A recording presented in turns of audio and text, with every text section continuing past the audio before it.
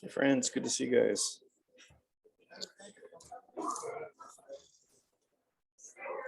Hi, Michael. Hi, Dayton. Hey. Well, hey guys, let's do a little bit of catch up. I logged on just a couple minutes late. I lost track while I was getting something done on my iPad. And so by the time I logged on, it was 3 minutes after. So I'm going to send Lloyd a text just to make sure he's going to join us. But somebody catch us up. What's been going on lately? What are you guys celebrating? That's a good question, Michael. That's a good question. Just the fact that everything's still operating normally. I did my health check and everything's going really good. I've lost 107 pounds. And I got another, I'd like to lose another about 50 pounds, but it's going to go really slow. That'll take another year. So it's really slow now. Blood tests have been great. Everything's been good so far. Got to do a colonoscopy, which I'm not looking forward to. So, but that won't be for another couple months yet. Apparently there's a backlog at Kaiser for that. So yeah. I'm not in a rush to do that. Trust me. So it's been 10 years. And the last time I did it, it didn't go well. So wow. They found polyps and everything went fine, but it was actually kind of painful for me. So I'm not looking forward to it. I don't know if you guys ever had when you got to drink all that stuff. Ugh. I'm not looking forward to it. Dayton, brother, yeah. So that's where I'm at. Other than that, though, the health is doing great. And I'm looking forward to a few days off next weekend with my wife just to get away because we're looking forward to that. We haven't done that for a long time. So looking forward to that. That's really exciting. Really. Congratulations on 107. That is amazing. Yeah, and Denise has lost 67, so she's doing well too. So we're doing good.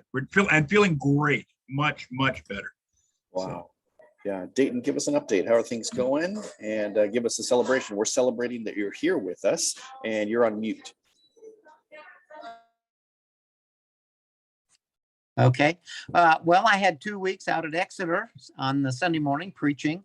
And that is so much fun and renewed acquaintances with some good friends. And I just love doing that. And Michael, again, thank you for connecting us. And it was a God thing. And it's really good. I'm glad. And so I celebrate that. And then also I've got this, when Bruce had asked about any young men who might be able to be in the, what do they call it now? The Yosemite Ministerial Institute? Is that what it's called? Something like that? Yosemite Ministry Institute, yep. Yeah. I didn't think I knew anybody that I could. And then I realized I've been meeting with this young man who's about 23, 24 years old for maybe a month and a half. I don't know. We've met several times at Mavericks, had a cup of coffee and just visiting. And he's just finishing. It would be kind of like, well, they called it a missions school by Radiant Church here in Visalia. And it was a resident thing where he had to actually live in a home. And it was for about a year. And I thought, my gosh, Gage could do that. And so I gave Bruce that. And I thought, wow, that is really cool. Hadn't even thought about that. And we are still, I'd like to say neck deep, but I think we're a little bit more than neck deep in taking care of my mother-in-law and all of the things involved in that.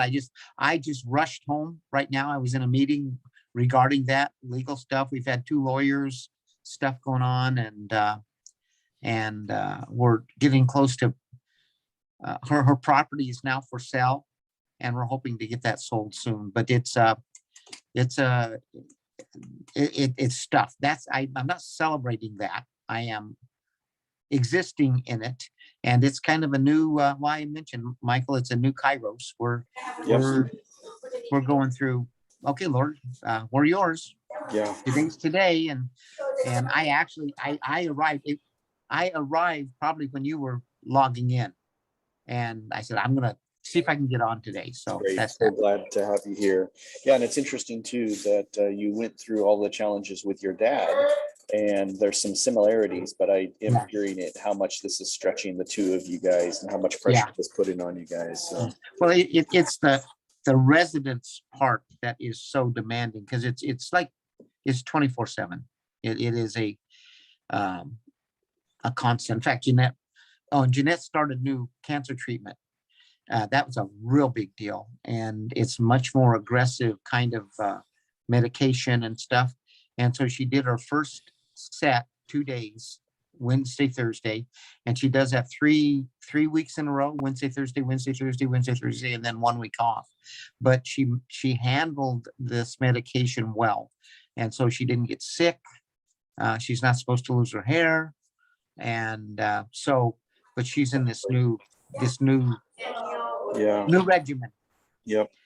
And so, Well, yeah. Good to have you here and good to hear the updates on how things are going. And yeah, definitely we will continue to be praying with you guys. Lloyd, we've got your name on there, but I don't see your video. Are you with us? I am here, and I apologize. First of all, you're probably going to hear echo. I'm I'm in an empty house for the most part, and I apologize. My webcam is not working for some crazy reason. I set everything up, and if I would have known this was going to be a problem, it was the first chance I've had to use my webcam. I would have got my Surface out and put everything on there, but I don't have. I mean, Yeah, no problem. Everything's in disarray right now, believe me. So I apologize. So you won't be able to look at me today, and I apologize, but we can still have a discussion. In fact, if I got this nice window behind me looking out into our backyard, or at least maybe not the backyard, but kind of the side of the house. It's really nice. And I'm here. I'm actually in Fresno. Nice. But I just don't have a video for you this morning. So I apologize. We're using our imagination. We're picturing you with an afro and that beautiful window back behind you. That's right. There you go. Yeah, good. Yep. All right, Lloyd, I'll hand it over to you, buddy. Good. Well, hey, good to be here this morning. Yeah, life has been, it's been good. I drove overnight. What day was that? Tuesday, getting in early Wednesday morning. And life is just, getting some new bearings. Our stuff doesn't arrive, but it'll start arriving on Monday next week. So we've got some big projects. We're getting our house painted right now, and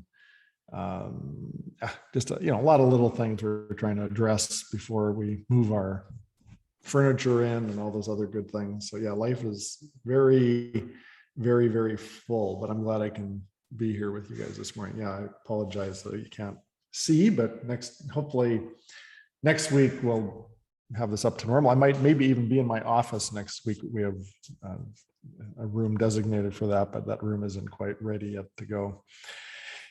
Anyway, good to be here. I wanted we've got, as I understand it, Michael, you can tell me if we're correct. We've got today and the next week we'll wrap up.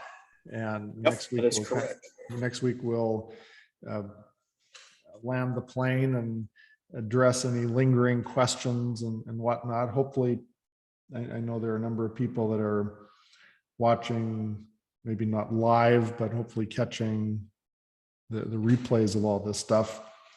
And hopefully all these pieces are going to come together. So what I wanted to do today, and again, I apologize, I'm not going to be able to do this in its full form, but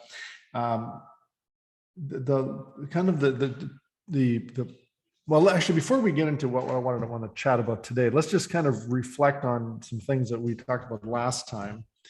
And last week we had the opportunity to talk specifically about hubs. What would it look like to have a hub in place? What are some of the marks of a hub? We've talked about internal, external hubs, and the assignment was to consider where are opportunities for you to either join, which would be more of an external hub situation, or to build a hub, do something internally, or even, I guess, initiate an external hub for that matter. Any questions on the whole hubbing, the hubbub of the hubs? Anybody have any just questions on that before we move on to anything new this morning?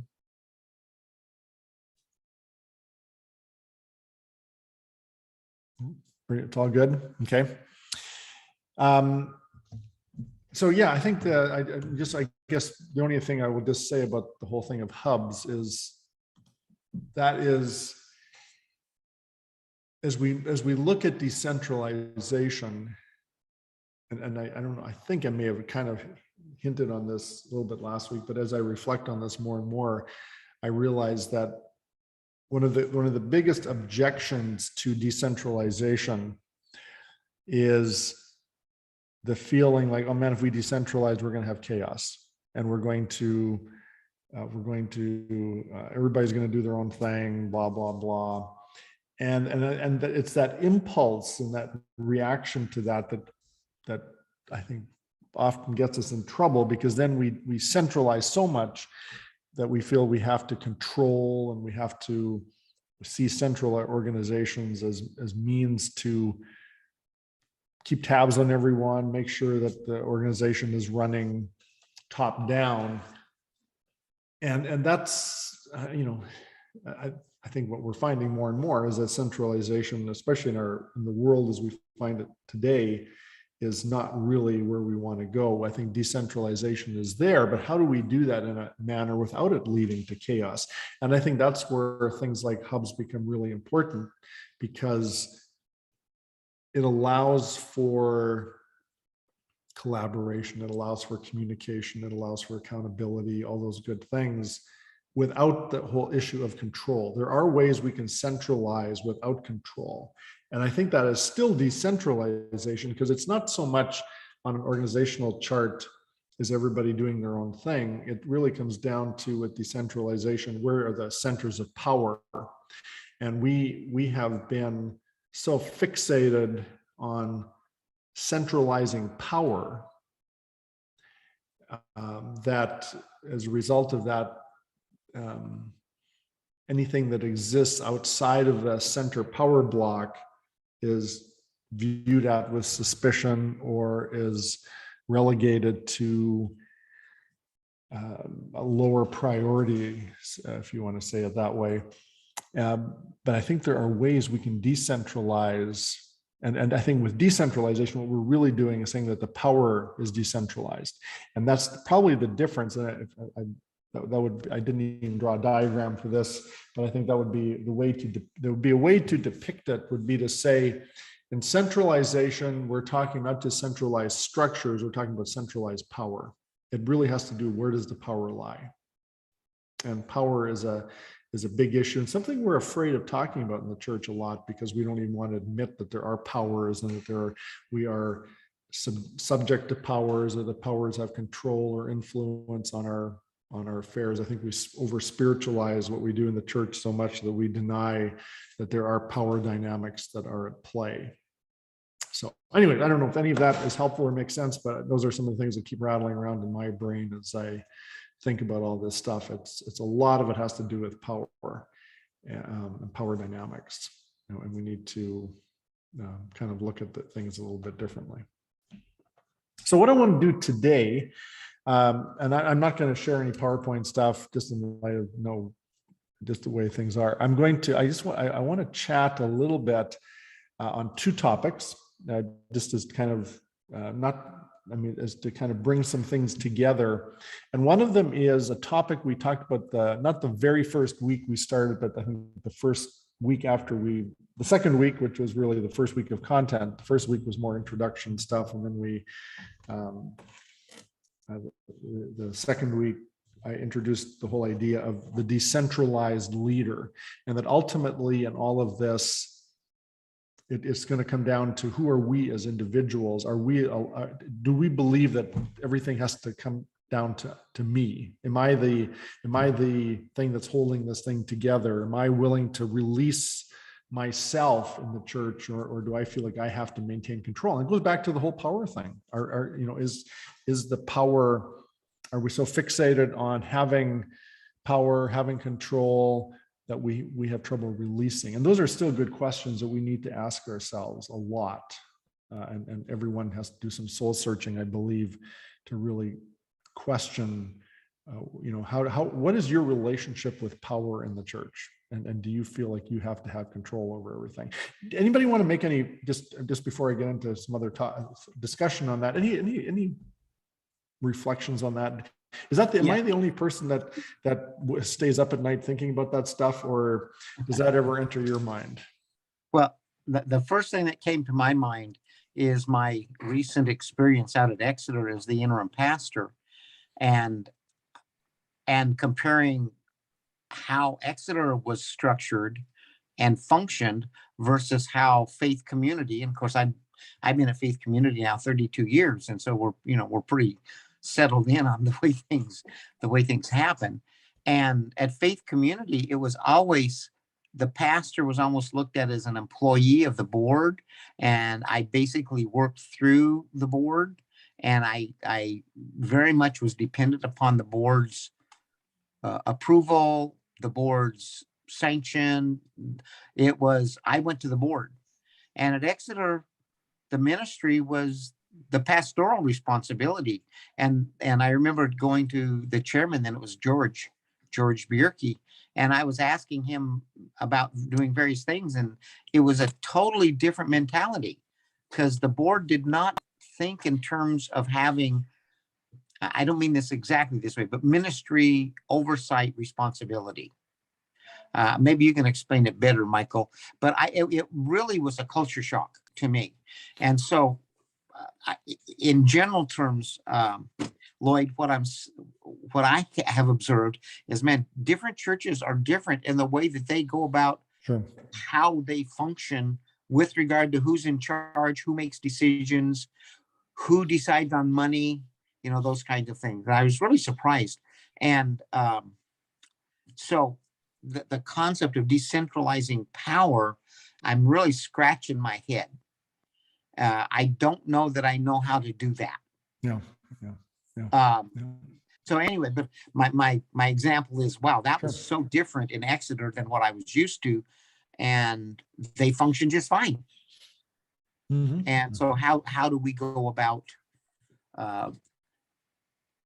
I firmly believe that God gives gifts to people to help them lead, and the more leaders we have doing things, and now I'm talking about decentralizing, the more effective the church will be.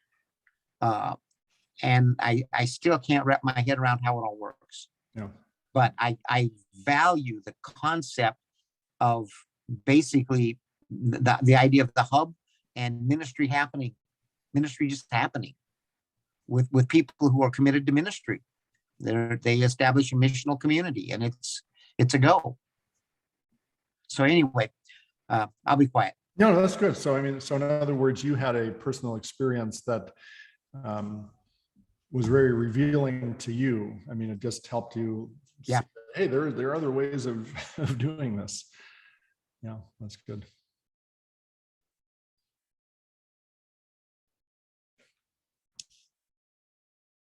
So in light of all that, so let's just talk, I want to talk a little bit about leadership this morning. I'm not going to share a whole bunch of slides. I'm going to share one screen with you this morning here. We've seen this one before, but I want to pull this up just as a way to remind us. Actually, I'm going to come back to him here. Do this here.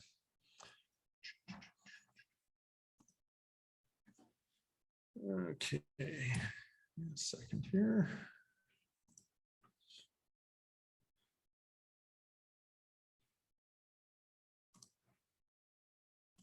Okay, a few weeks ago, we looked at the discipleship funnel, the Gooder funnel.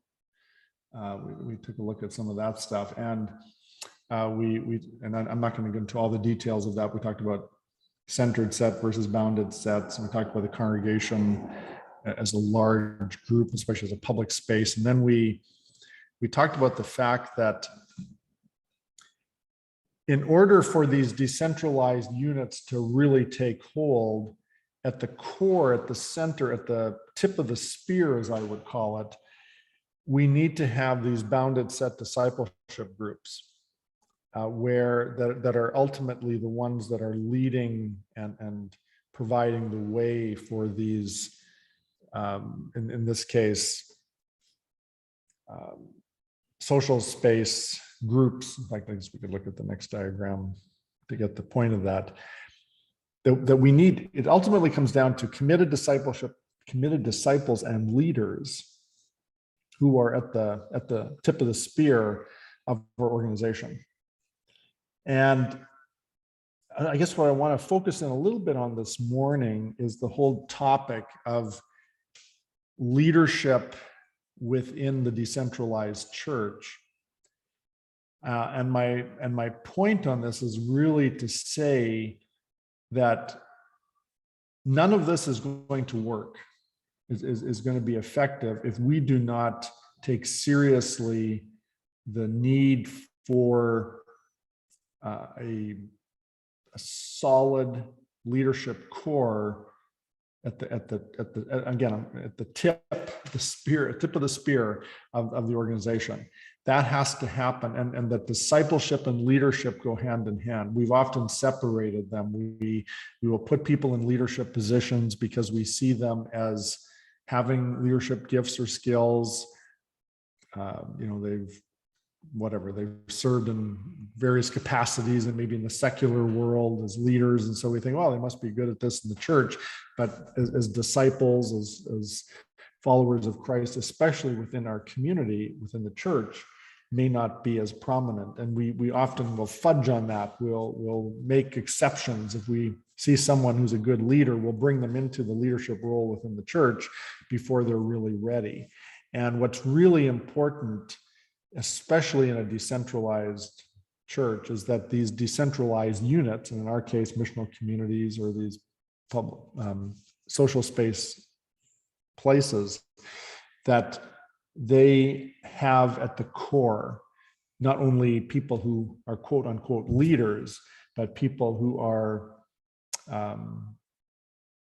truly following Christ with all passion and gusto, and that they are completely giving of themselves as individuals who are following Christ. That becomes really, really essential. And so therefore, discipleship and leadership development go hand in hand. You can't, and I don't know what, again, I'm not sure what your experience is. I know in my years of serving as a regional pastor, working with a lot of different congregations, and I know this from my own pastoral experience in the past as well, the biggest challenge that most of our churches face is we don't have enough leaders. And I hear this all the time. I mean, I know we did in our own district here in the P&A, we did this, I don't know, about 10 years ago, we did some exhaustive research on this. And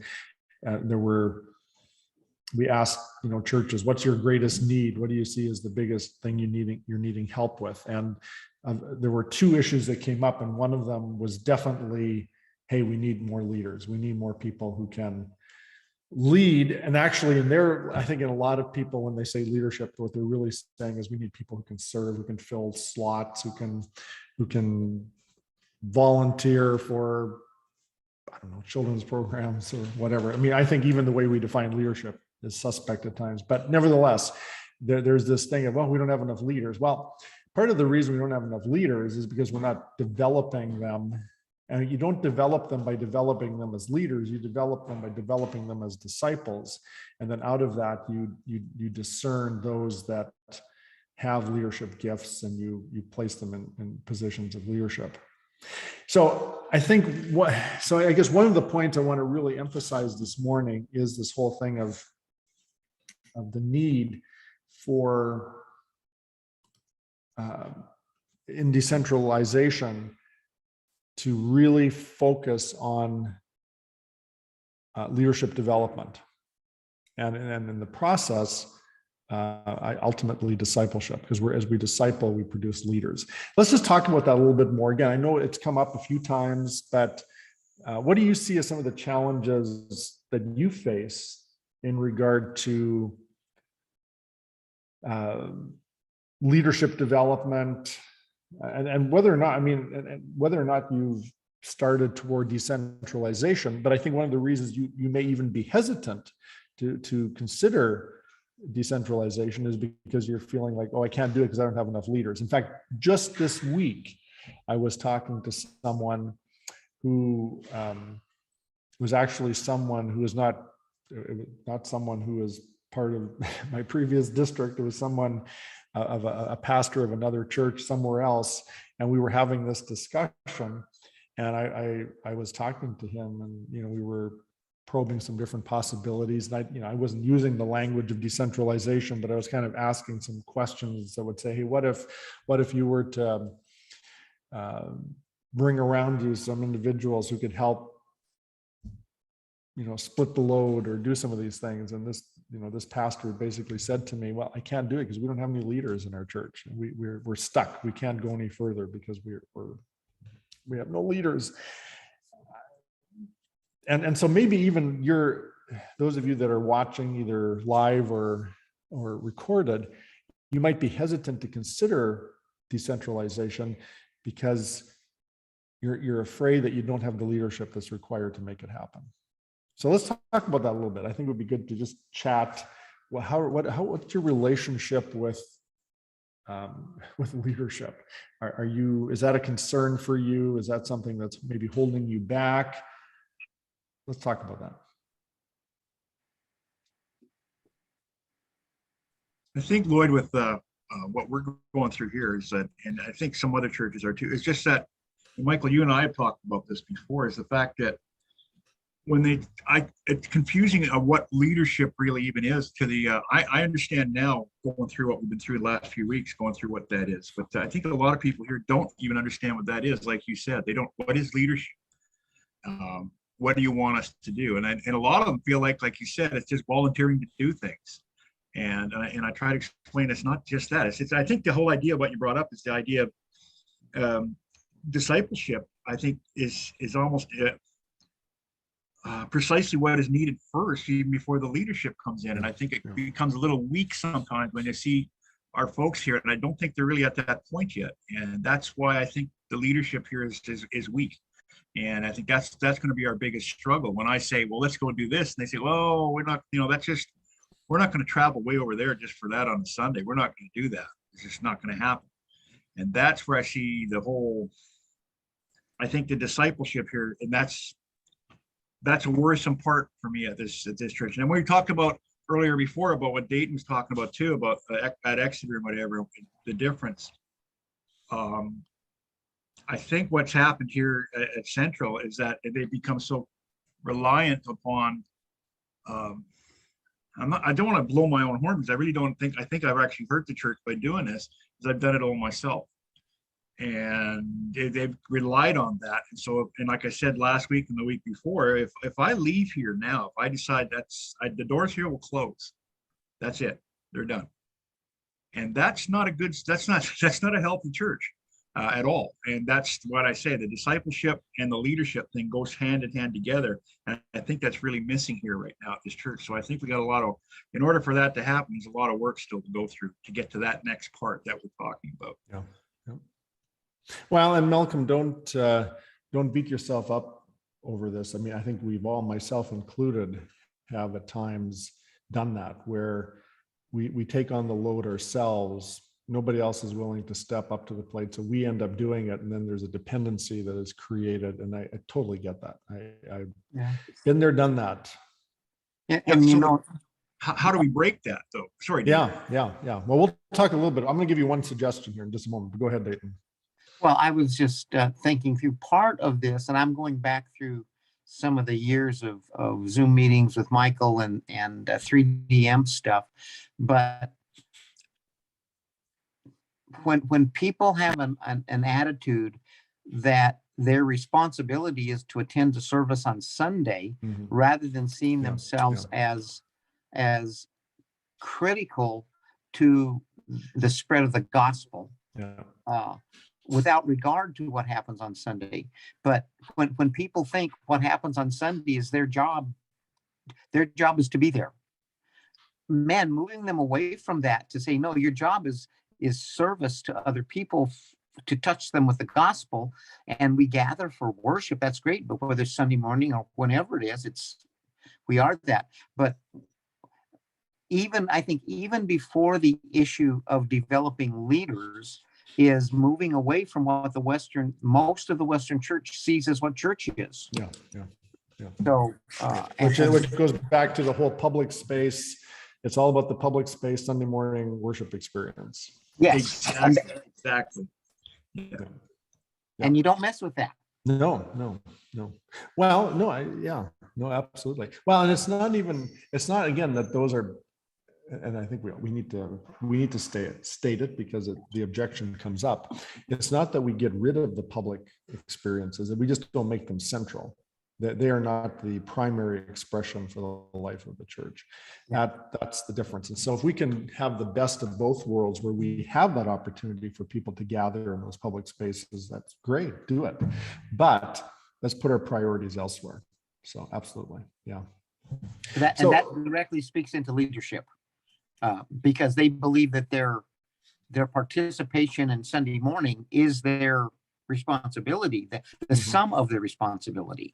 Yeah. Then moving them, encouraging them to, and this is where the discipleship comes in, Lloyd. It is so critical, actually discipling them to understand what the ministry is. Then you can then now you have a pool of potential leaders.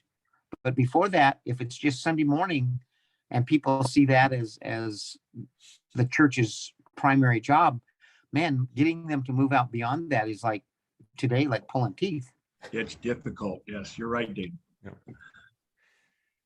So here's my proposal for you. So I'm going to give you, this isn't, I mean, we could, this requires a lot more unpacking, but for the time that we have here, this would be my proposal for you to consider in all of this. And that would be, if we go back to this diagram, to say, and I did talk about this when we talked a few weeks ago about missional communities specifically, is you can start that right now by yourself becoming, like a family on mission. You can do that within your own household, your own family. That's something Kathy and I are going to be doing here. But even within your existing congregation, part of it might be just to begin. And this is, I guess, where it starts getting practical, but how do you move toward decentralization? Don't look at your congregation and go, well, we got to decentralize, we got to form 4 missional communities, we got to get a hub going, blah, blah, blah. Those are things that eventually you might want to have in place. But before you do that, just start living out what it means to decentralize. Just model it. So gather around yourself a group of people, some of which would be leaders or potential leaders. It may not even be in the bounded set. They might be still in the centered set in the social space, but people who you see as moving toward Christ and moving toward greater leadership, and begin to help them experience a decentralized life. And out of that, then as you model that and they begin to experience it, you can move them closer to a bounded set core where they then eventually themselves can be leaders and take that on. And so I guess here's the practical step that I would want to encourage you on, both from not just form decentralized units, but as part of the leadership development that is required for it, just start doing it. Just gather around yourself, start in one. You don't have to decentralize the entire congregation right now. Just start with where you're at. Just get a group of people and say, we're going to commit to, and you're not going to take away your Sunday morning service. You're not going to throw any of that out. You're not throwing the baby out with the bathwater. You're just saying, we're going to start something. We're going to start modeling this decentralization. And out of that, the prayer and the hope is that we're going to develop leaders in the process so that we can do this on a grander scheme. I think we get scared with this whole process because we feel we got to do the whole church all at once. And we've got to flip a switch and everybody's got to start doing this like tomorrow. No. This is going to take a few years probably before it becomes ingrained in your culture. Just start with where you're at. Gather a group right now and say, hey, we're going to form a community. We're going to begin to live out this in a very real way. And out of that, you're going to identify leaders. You're going to form leaders who are being discipled and who are becoming discipled and discipled leaders who can lead themselves down the road. Does that make sense? Is that at all helpful? Lloyd, is it anything like that when you were here many, many years ago? Do you remember we had discipleship groups or something like that? Would that work still? Is that sort of what you're leaning towards? Well, yeah, I mean, certainly that would be a step in the right direction. Again, the limitation of what we were doing back then, and I didn't have the language or I guess I hadn't thought through this stuff adequately myself because I'd never seen it or experienced it, was the fact that it's got to be more than just a small group, because that goes back to the whole personal space side of it. And the personal space side of it, as much as that is needed, and that's where real discipleship is going to happen. I think in order to get people to that personal space, we first have to put them into social spaces. So start with social spaces, and then out of the social spaces, move people into the personal spaces. So yeah, we need discipleship groups, we need huddles, whatever you want to call them. We need those things. And there may be some people you can tap on the shoulder right now and say, hey, I see God at work in your life, and I want to call you into something greater. That invitation and challenge could certainly be there. But I think for many people, just start modeling the social space, start modeling the missional community, and then out of that, you can begin to funnel people into more of a deliberate discipleship process. Does that help? Yes, it does. Thanks, Lloyd. And let me pick up on that too, Lloyd, and translate a couple things that I've already seen both Dayton and Malcolm do that fits this, but I think there is a push a little bit further. So Malcolm, remember when you started doing the outreach events and you guys were going, I don't remember, there were a few iterations. Evangelism was the topic of the day. And you were taking a group of people on the weekends, you were feeding people and you were praying with people, but then there was a fatigue that ultimately set in. And then as far as I've heard, I haven't heard any more of that. That was put back on the plate for the future. And then Dayton, there have been a lot of different things that I've heard you guys do. Go way back in Faith Communities history when you guys were still at the building. There were the block parties that you did. And then you've had a couple of ideas, some that have been just in idea form, and then there's been some ground laid with it. But there was like sending groups out because you had the strength and worship. So just to kind of pull on some of those memories that I know you guys have.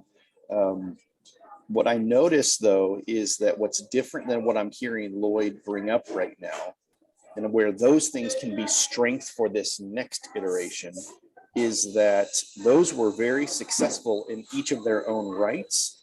But what happened is I think the pull of the decentralized church brought it back to, let's just go back to normal. Mm-hmm. So it was an add-on versus something of its own. And then the pool of people that were likely being drawn upon were the same exact pool of people. Yeah. So that's the other one. And then I think this is where rhythms come into play. Like, I think you can see it maybe a little clearly in Malcolm's, but maybe Dayton, you would have, stories to speak to this that I just can't pull the memory. But if there is fatigue, which I'm sure Malcolm, you experienced, let alone your people, that's where a missional community sized group allows for rhythms that, yes, you go do express mission, but you also like rest, and you do that stuff together. You don't rest by let's go back to normal and be decentralized. You rest together. And so that there are some interesting things in there. So I do feel like not only are there seeds, there are really good saplings even in what you guys have already done that could be drawn upon. But I think, again, one, it's got to be people that are not only inside of that church community that you're at. This is where, who are the other people in your life that you could pull in to just join you in it? They don't have to be people at your church, because people are hungry for that thing. And then how do rhythms for rest and engagement fit into that? Well, I think you're right, Michael. And I think if there's ever been an opportunity at this church to do what Lloyd is presenting here, I don't think 10, 12 years ago, we would have ever been at this would have even come up. This would have been pushed aside. And I think if there's ever an opportunity to look at something like this now, where we're at, this is the time. Now, whether it happens immediately, I don't think it'll be an immediate thing like we've talked about, but I definitely think that we're in a position now that we're open enough to see that these are things that really need to probably happen at this church in the eventuality of who we are. And I do see that. I do see that. And yeah, we did get a little tired. We did the community closet, things like that, and those sort of things. And evangelism going out to that was actually wonderful. But like you said, some people got it. You did. They did get. They said, "We're going to keep doing this all the time." Like yeah, this is what, and they dropped off, and they did drop off, and it ended up just being me and Denise all the time. So, and that's fine. But it got a little. You're right, Michael. They get burnt out. And Lloyd, I really encourage you to speak to this, because maybe again I'm not seeing it correctly, but even Malcolm, maybe your language could, I'm going to challenge you slightly. It depends on who your we is. If we is the church, we are in a position that is unique. That's different than Denise and I. And so what I'm hearing Lloyd say is he and Kathy, as the we, are in a unique situation to do something. And some people may join and some people don't. I think what usually happens is we're making calculations as centralized church leaders. How can we do this so that everybody can participate? And then if everybody can't, we don't want to hurt feelings. We don't want people to feel left out. So we don't do it. Whereas if we is Malcolm and Denise, this is what we are doing. This may have something to do with the church, but it may not have something to do with the rest of the church. And that's what I heard Lloyd talking about earlier. I think a week or two ago, he was mentioning him and Kathy were doing this up. Lloyd, I believe you're doing this up in Yakima or whatever, and it just sounds like something like you said, right? Even apart from the church, as you talk about, something that we need to do, and I think it's really that's important. I think it really is important. Yeah. No, thank you, Malcolm. That's and Michael as well. Yeah, that's exactly the point. Start where you are. Start with what you can. Don't feel, because I think we are hesitant to move because we're afraid that we can't change the whole church, and we're not going to be able to do that at this point. Just start where you are. Start modeling it. Start living it, and out of that, you're going to find new growth, new leadership, and new disciples out of the process. Yeah. Yeah. Well, in fact, when me and Denise had actually talked about this in the week since now last Friday to now, and I said, it's something that we need to do. Just that, how do we feel about this? And Michael, I think you and Kimberly are in the same position up there in Bandit. How do you guys feel? What do you need to be doing?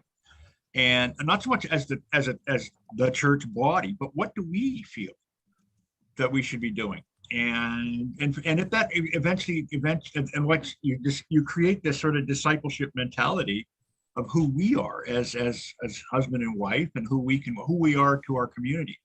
And that's the identity, or not the identity, but the feeling I got from what Lloyd and Kathy had been doing, what they hope to be doing down here in Fresno as well. Because I mentioned Lloyd, you and Kathy were looking for a place with a bigger room, which eventually, you want to get people to join you. And I think that's a wonderful idea. It's not so much central upon the church as just who Lloyd and Kathy are in their community.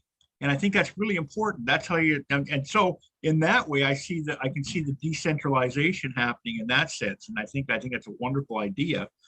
And then we come and gather together as a church and do those things that we do. And I think it strengthens everything all the way through. And I think it's something that Denise and I have already started in our own little way in our own street. I said, because you and Kathy just, and I told them about the little people that you met at your party, Lloyd, and just something. I said, we don't even know our next door neighbors. Yeah. Why don't we just go talk to them? So we did. So that's what we did. See, I think here's the vision for this. Okay, so let me, and by the way, we're not going to, because we're getting at that time in the morning, I had one more piece of content I was going to share with you talking about multiplication, and I'll bring that up next time. But let me wrap this up with this comment here. And Malcolm, I think just in light of what you brought up, and maybe this kind of provides a framework for this to look at.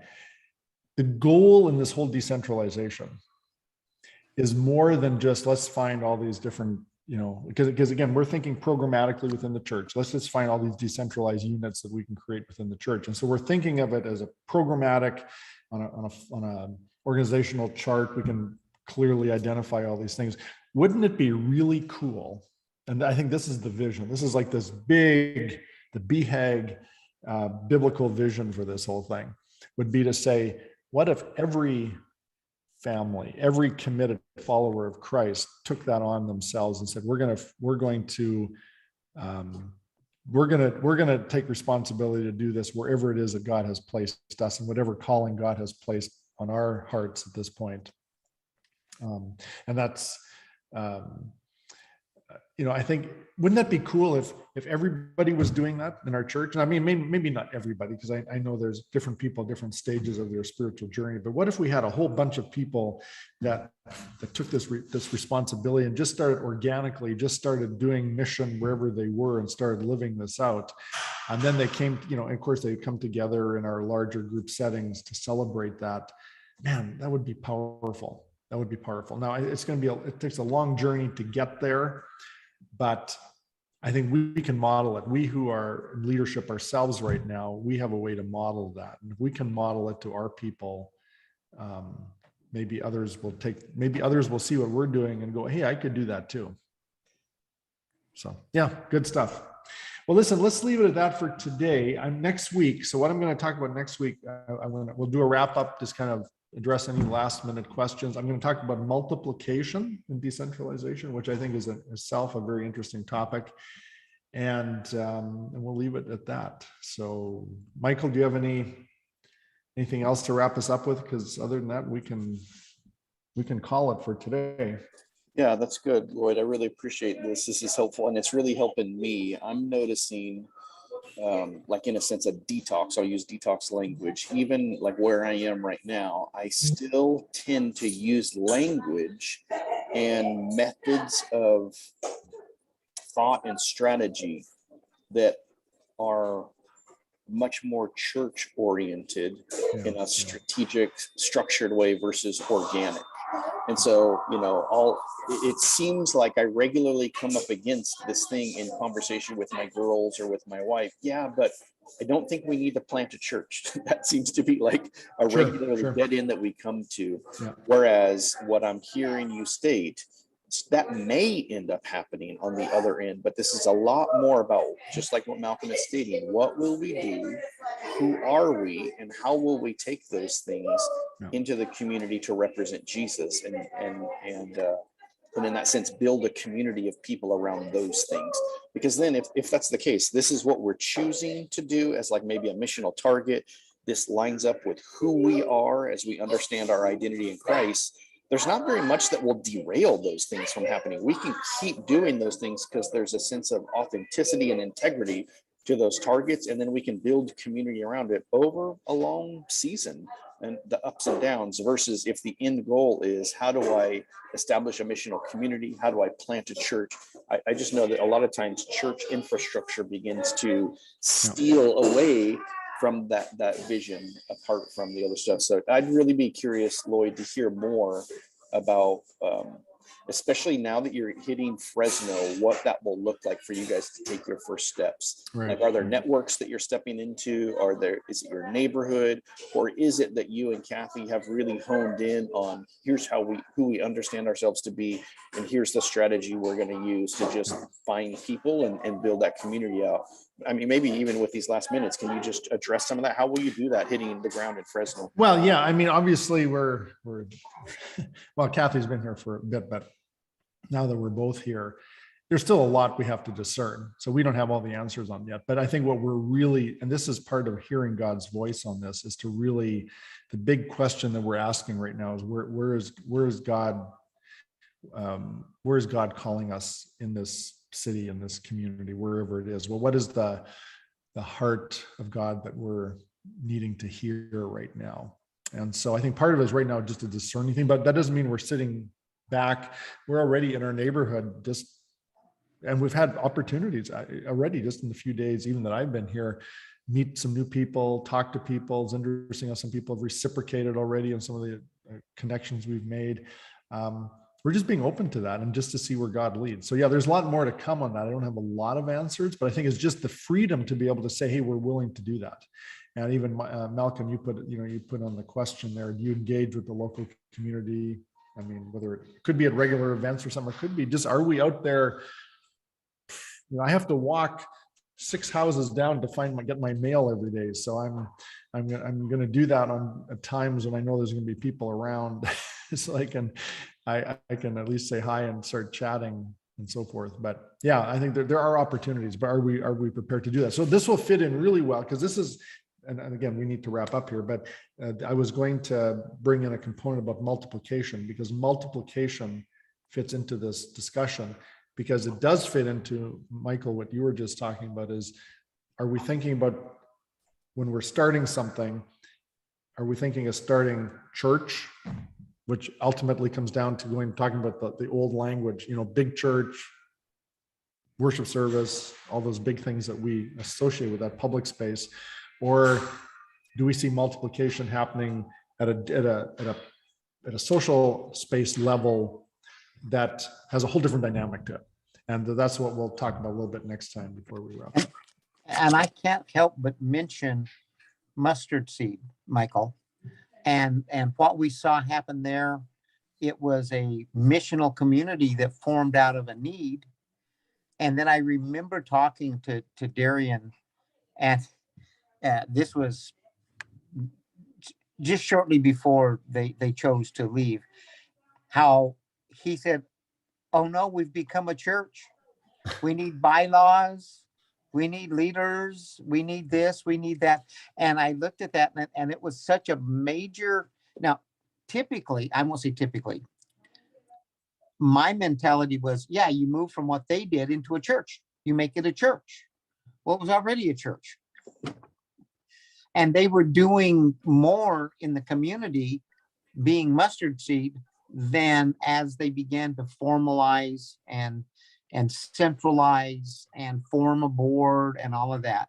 And as you were talking, Michael, I was kind of chuckling, but, and at the same time, it's a little sad because it's not there now, of course, Darian and Summer left, they're following the Lord. But as you were talking about that, the vocabulary that we use and where is it that we are going? I mean, it is almost impossible for me to think outside of the terms of a traditional church. Yeah. That's where I go. So if you start a church, you're starting a church to make it into what Faith Community was. That's what you're doing. Whereas I think what we're seeing with Lloyd is that we don't need to be starting that. The church is something other than that. That is one, I think you use iteration of it. Yeah, and one quick comment on that. And that's where I think the hubs can be really important, because the hubs can take the pressure off of us to have to start feeling we have to do all these official things like bylaws and things that often are the things that kill us, that suck the air out of the room really quickly. Yep. And that is actually what happened. Since we didn't have an infrastructure to pull from, it needed to be created. What happened is, in that process, more and more the trappings of a traditional church setting actually started to change the life of the church and the missional community. It was very interesting to see that happen. Yeah. Good. Well, we can pick up more on that next week. All right. Take care. Great to see you guys. See you all. Hopefully I'll have my technology resolved. You guys can actually see me next week. So exactly. See you guys. Bye-bye.